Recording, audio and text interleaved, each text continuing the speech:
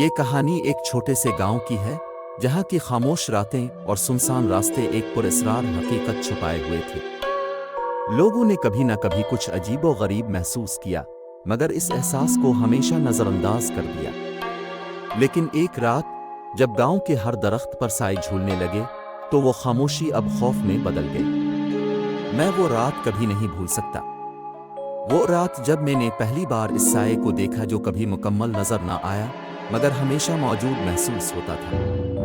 ہر طرف گہرا اندھیرا تھا اور اس اندھیرے کے بیچ ایک ایسا سایہ تھا جو حرکت کر رہا تھا، لیکن وہ انسان کا سایہ نہیں تھا۔ دروازہ خود بخود کھلنے لگا۔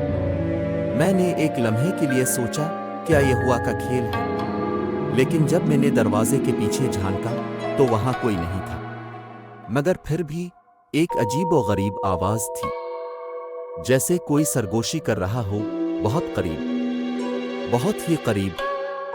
یہ سایہ معمولی نہیں تھا، یہ ہر بار ایک نئے روپ میں آتا، کبھی انسانی، کبھی حیوانی، مگر جو چیز سب سے زیادہ خوفناک تھی وہ یہ تھی کہ وہ سایہ میرے پیچھے تھا، ہمیشہ میرے پیچھے۔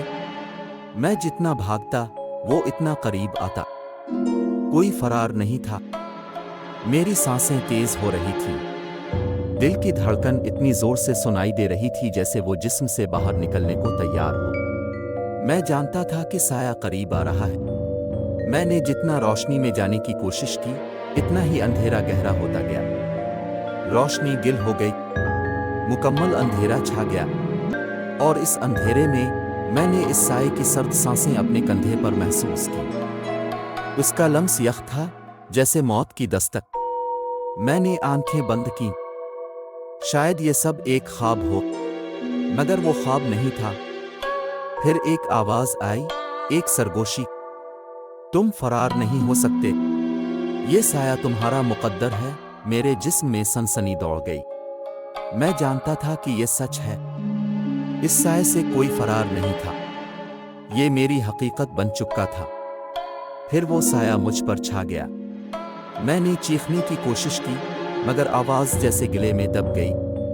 ہر طرف اندھیرا تھا اور اس اندھیرے میں نے آخری بار اپنی سانس لی۔ وہ سایہ اب میرے ساتھ تھا، ہمیشہ کے لیے۔